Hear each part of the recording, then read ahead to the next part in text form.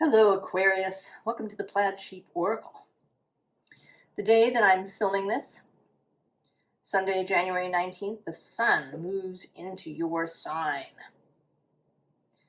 at 3 o'clock here where I am. So I wasn't surprised that I have you and Capricorn left to do in this session that you wanted to go today.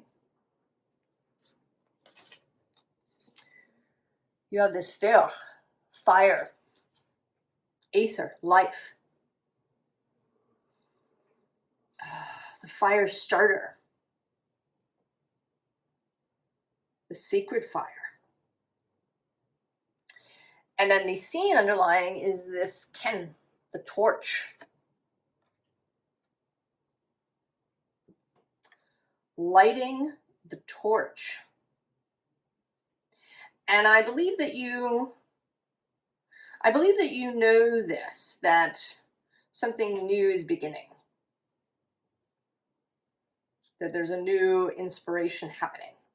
But there are also things that you don't know. There's going to be surprises. First of all, there's this needle mend card under it.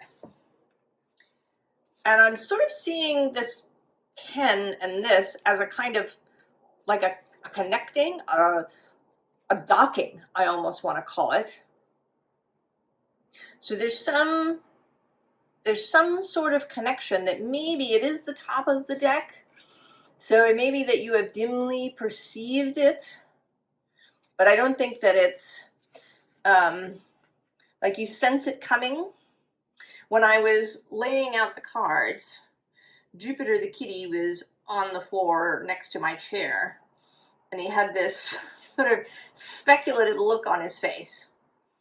And I thought that he was, deciding whether or not he should leap up on the table.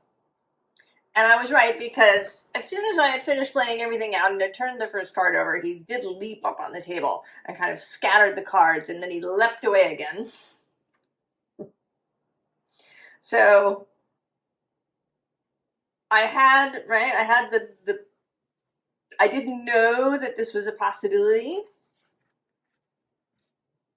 And so maybe you have sensed this. The unseen underlying is the witchcraft, sorcery. So there is something unseen, something that you do not control,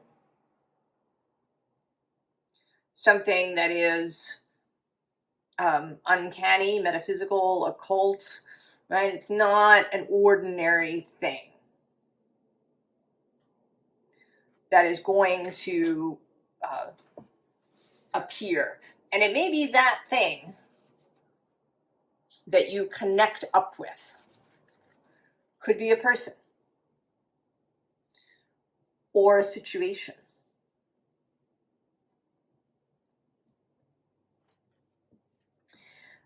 Now, when I did Sagittarius's reading, there was a lot of water showing up. And the same thing is happening for you.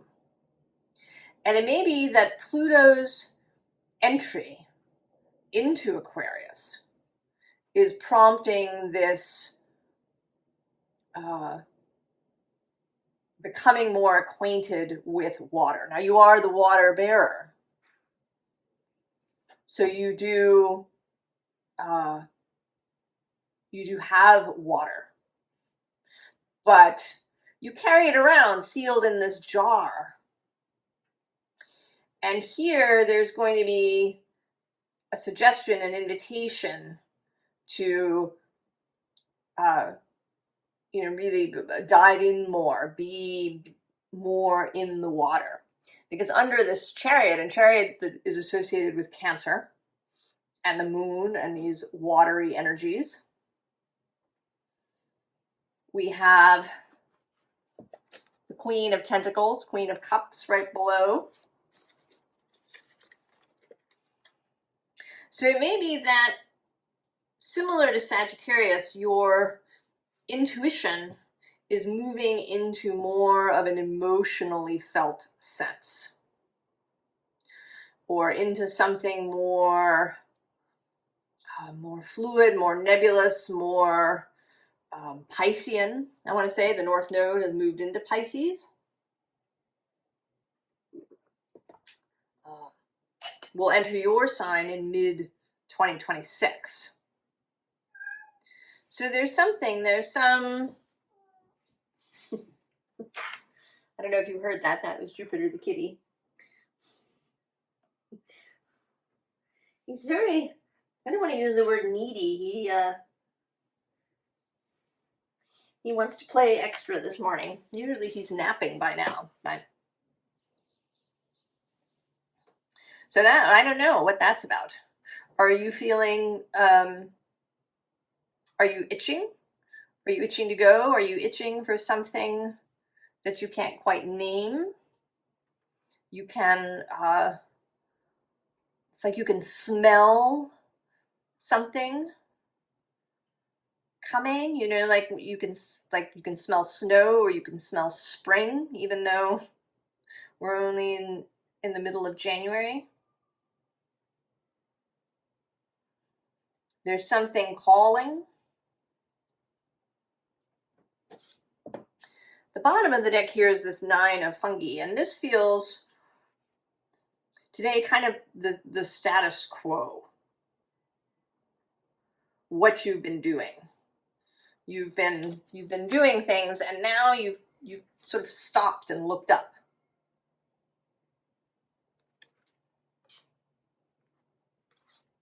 And then we have the Hanged Man, who, you know, is looking two ways.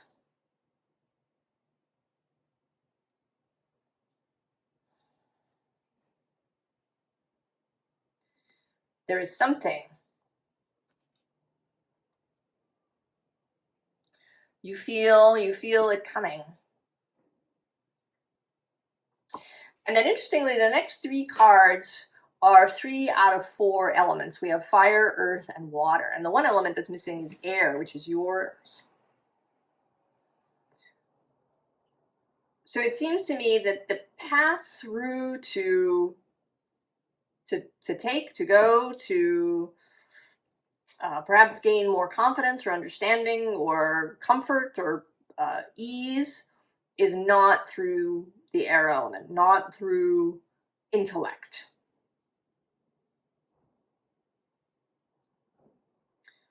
Or, you know, kind of pure thought. Because we have the 4 of combustion. And although she's got this bird who has an air element thing, the bird is red. This is passion, the heart, fiery energies speaking to you. The message coming through a different avenue than maybe it does normally.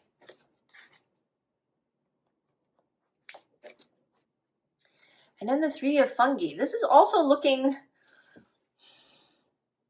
you know, maybe you've climbed to a higher spot so you could try and see, you know, you're sending messages or sending people or sending, you know, something up to a higher space to try and see. But in fact, the answer might come through your feet instead in this kind of earthy way. Like, you know, feeling the vibrations, like you could feel a stampede of buffalo, or a train coming, or, you know, something through the soles of your feet as the ground vibrates. And then the Page of Tentacles. She's the water messenger. Maybe information is coming through dreams, through the emotions that you receive. And maybe even through music, but rather than it being the lyrics, perhaps it's the emotion that a song or a piece of music evokes that is the message. Paying more attention to how things feel. Expanding your ability to notice and sit with your feelings. Expanding your ability to know which feelings are yours and which are not. Even if you don't think of yourself as an empath, you still do feel what other people are feeling. It does come through, whether you have the skill to know it or not. We're all communicating with each other all the time. We may just not be entirely aware.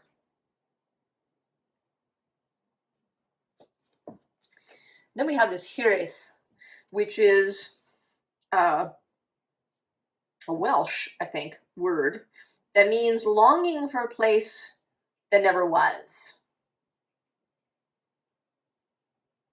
It's a kind of nostalgia of the imagination. And I think there's a longing in you for these other elements. And it may be that Pluto is, as he passes through, that one of the things he will do for you is to help you to bring out these other elements, these other skills. He may activate, the other parts of your chart. It could be that he passes through there, that you're having, a square to your Venus or your moon, or he's opposing your Mars, or he's opposing your Saturn, or, right, that there's some, or maybe he's trining Venus or trining Mars.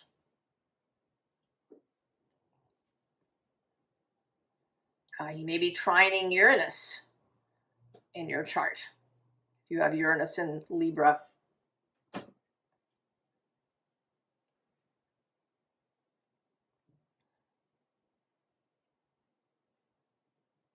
And he's this energy, not just of transformation, but also of revelation.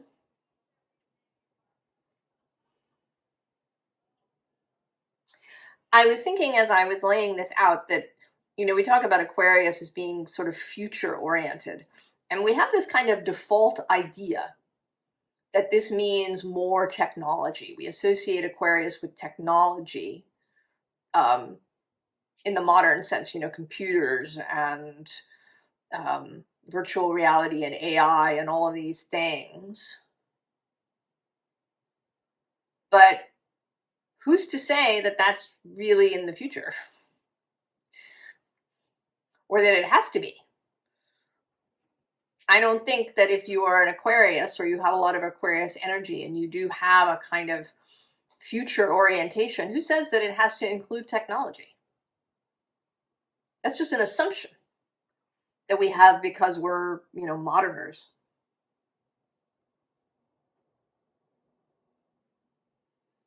And I think as Pluto passes through Aquarius, he's going to confront many of these assumptions and what we think of as, progress and futurism. Because right here we also have the new Earth. It's happening. Keep holding the vision. What is your vision? What is it you would like to see? What sort of society do you want to live in, Aquarius? The bottom is the Star Keeper. Cosmic ancestors seed the light by staying grounded.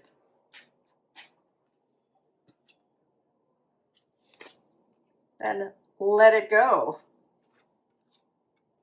Release the past, forgive, soften, move forward. Can any of us hear that phrase, let it go, and not think of Frozen? I don't know. It's stuck in there now, especially with this image. Learning to work with this other element. Maybe water in all its different forms.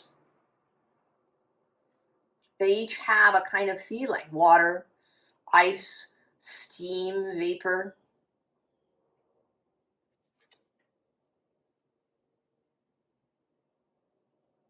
Becoming more comfortable.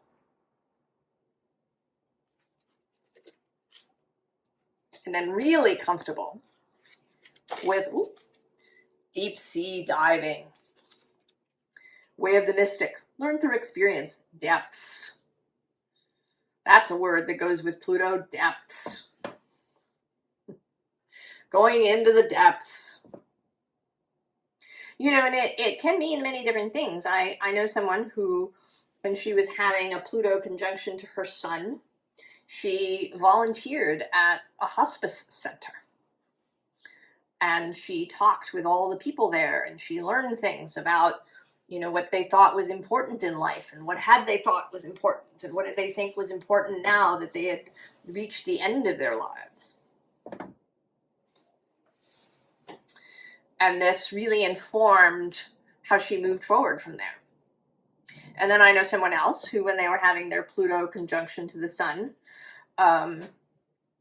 was introduced to this whole spiritual framework, to the idea that we create our own reality, to energy work, to Reiki. She left her job at her insurance company and went to work for a chiropractic studio, where she learned all sorts of new things and techniques, and you know, developed her Reiki practice.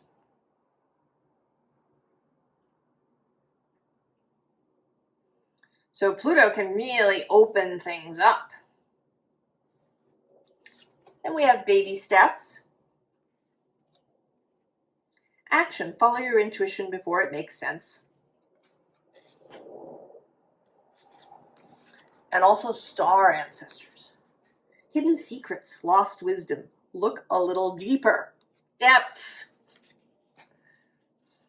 Depths, the unseen.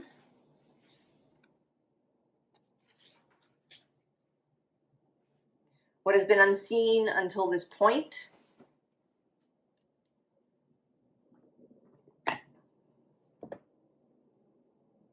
There may be, you may come to a whole new way of viewing things, of viewing society, of viewing history.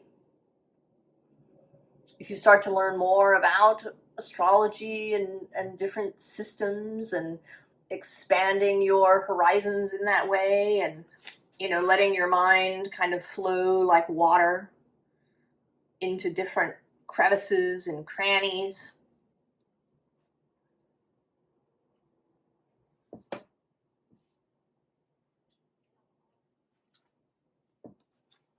Strength, this Leo energy.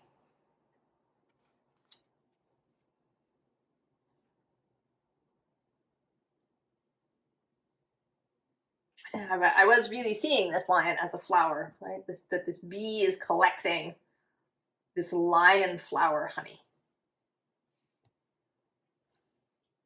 And that, you know, lion flower honey might, you know, stimulate creativity. It might stimulate a kind of childlike wonder in the world, this page of pentacles, page of cups, because the bottom of the deck is the Ace of Cups.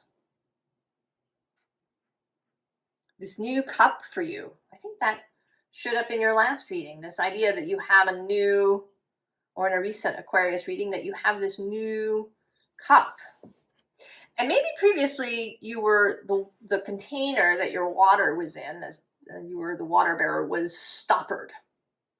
That there was a cap or a stopper. That it was more like a bottle.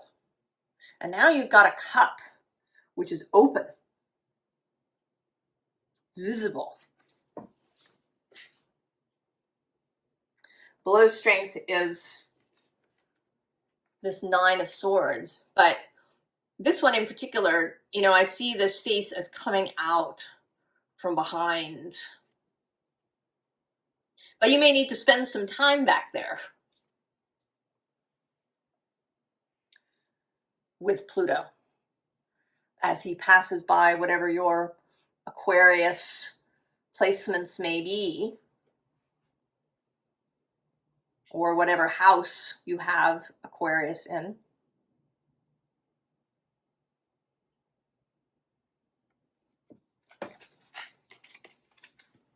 Below that is the Magician. Oh, I'm going to go one more. Oh, two more. Judgment and Justice.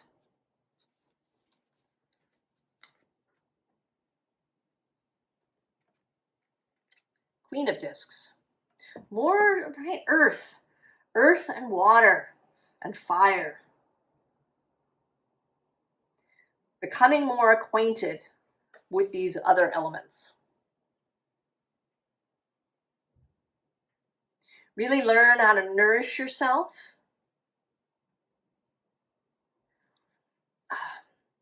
It also feels like a whole different relationship to nature and maybe to your own body. Really understanding how you connect to this. You know, maybe really feeling like an animal for the first time in your life.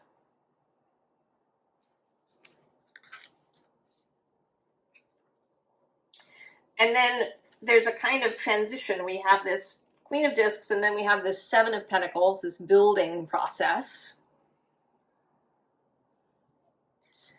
And then the Empress on the other side. So there's a process here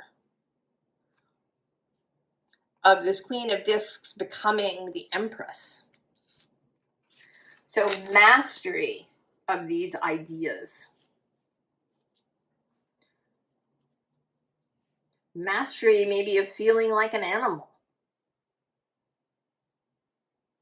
Of being able to receive information from Earth.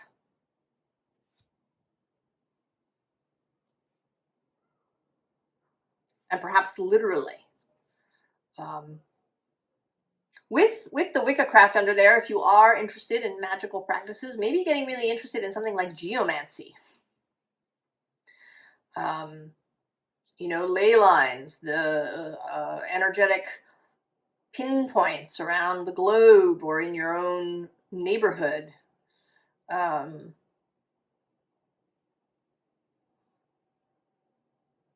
know, maybe communication with animals. Weather magic.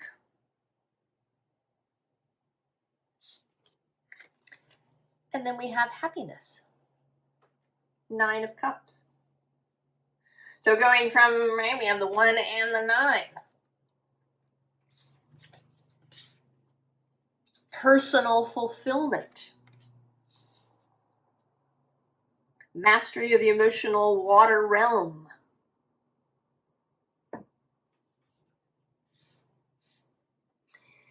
And then now we kind of circle back to this thing, person, event, profession, something. I'm just going to call it the thing. The thing that you meet. Whatever this docking to this thing is.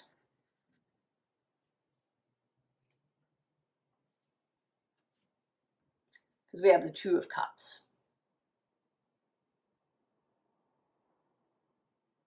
And then interestingly, the next card is the 4 of Cups. And at the bottom of the deck is the 8 of Cups.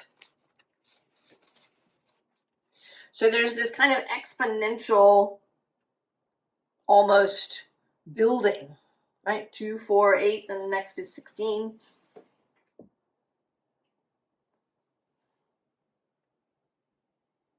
So I don't know what, you know, if this is a person, it could, you know, be any number of, it could be romantic, could be a friend, could be a mentor, perhaps. Although there is a sense here of this person really sort of being a peer.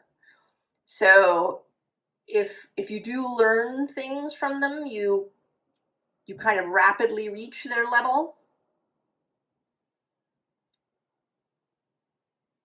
And then below this is the source of earth, who is the Queen of Pentacles. Right? This understanding of, you know, where things in the physical come from, what your role is in that. And then below that we have the Magician again. And then Death, Pluto showing up.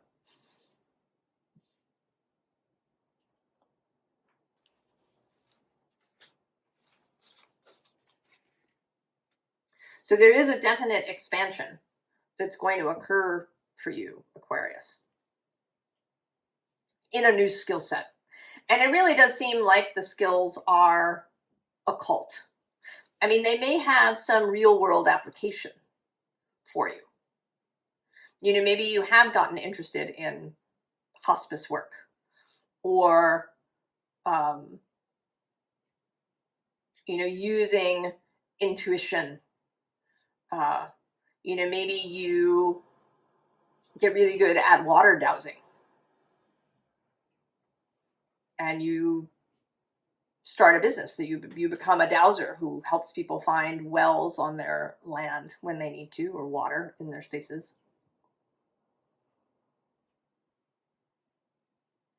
So there may be some real world application, but there is going to be some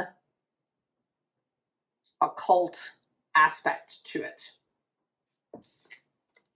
Then we have the Eight of Air, right? Flying up and out, seeing things, and the Student of Air. So if you feel like you had mastered the air realm as Aquarius, this interlude is going to give you a whole new perspective on air as well.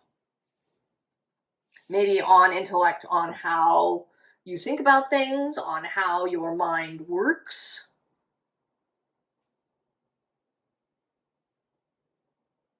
On directing your own thoughts.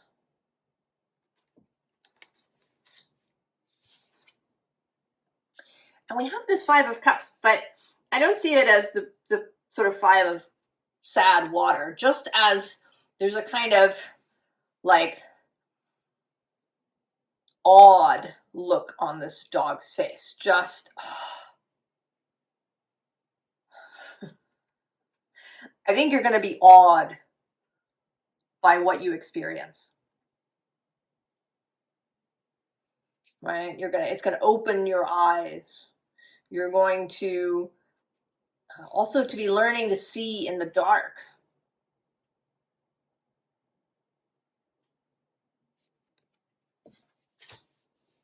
That's reminding me, there's a Clarissa Pinkola Estes book, an audio thing about learning to see in the dark. And maybe that would be of interest to you. You can get it on Sounds True. I don't know if it exists as a physical book. I'm not sure. But anyway. So whole new ways of seeing. And I feel a little bit like these messages are repeating, and maybe they are in order to really bring it home.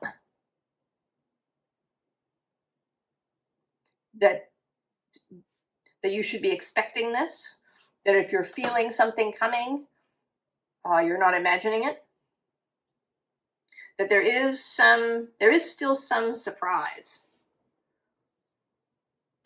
around this person, this thing, this whatever this connection is going to be.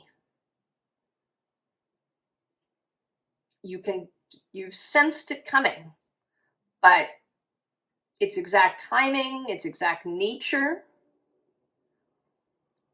I think won't become clear until it actually arrives.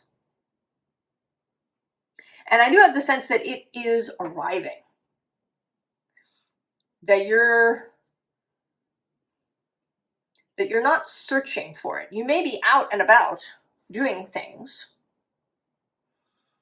right? You may have lit your torch and be out and about, but this is going to still be a surprise. Don't go out looking for it. You don't need to do that. Right? In the advice, first card, Ace of Wands. It's your torch.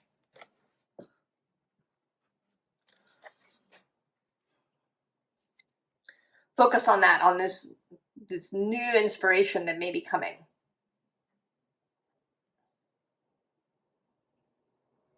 That you've, felt it rising up through your feet.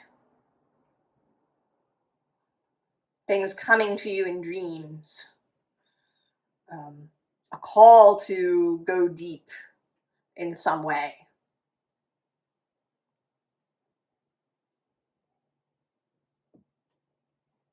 Below that is both the Emperor, the Tower, and I'm just seeing now the Sun. So there's a lot of energies happening that are out of your control. Major Arcana, movement that is on a bigger scale. And that when it arrives, there will be clarity.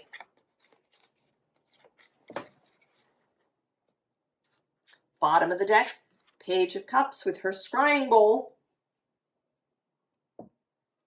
Pay attention. There is that. You don't need to go looking for this thing. But you do need to pay attention, to be mindful, to be aware.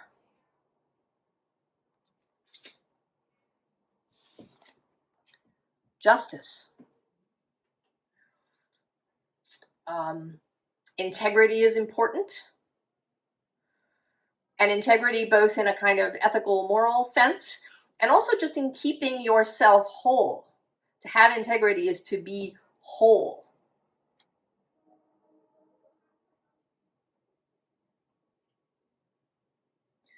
To take care of yourself, this Queen of Discs, this Empress.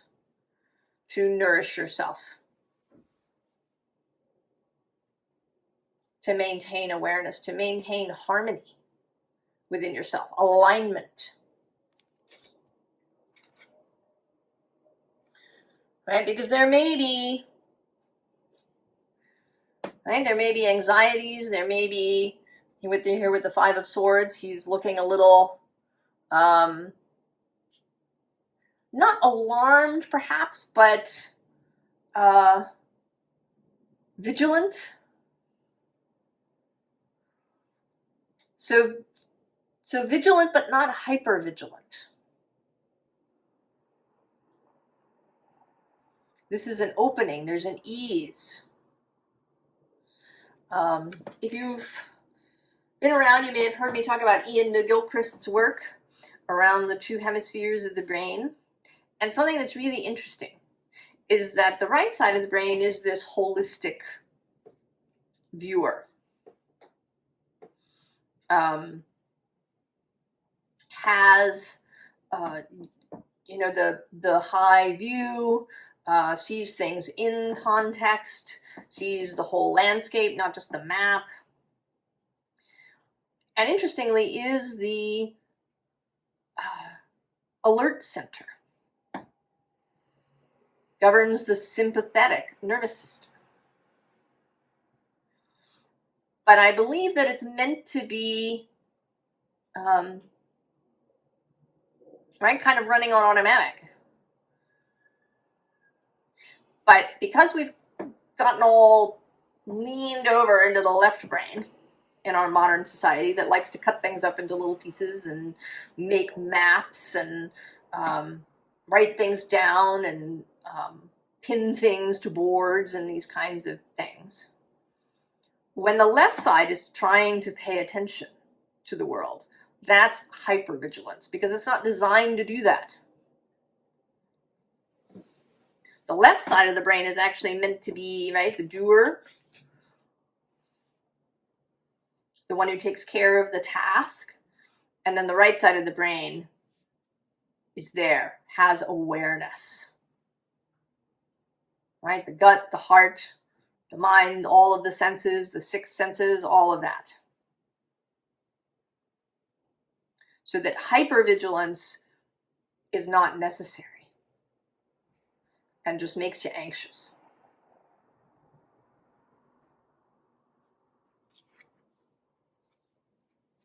And then the Eight of Wands with this beautiful wish. So keeping in mind what it is that you want to see.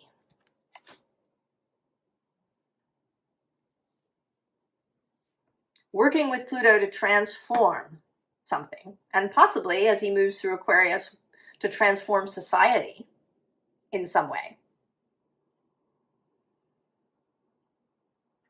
What does that want to look like for you? Forget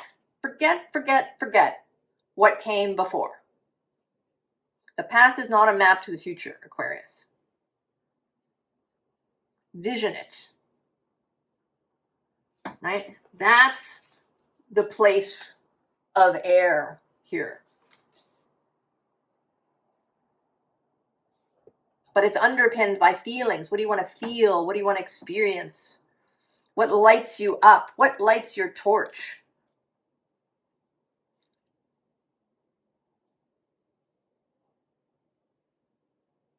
What is the fire you want to spread? Right? It's sacred fire.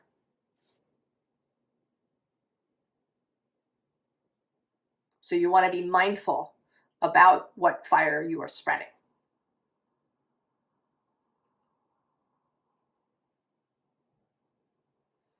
Aquarius.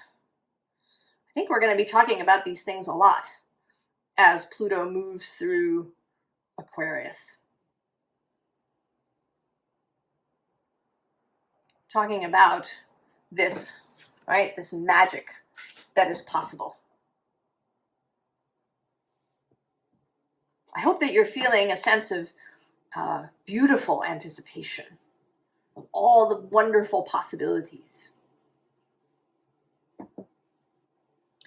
I wish you the very best, Aquarius, and I'll see you next time. So long.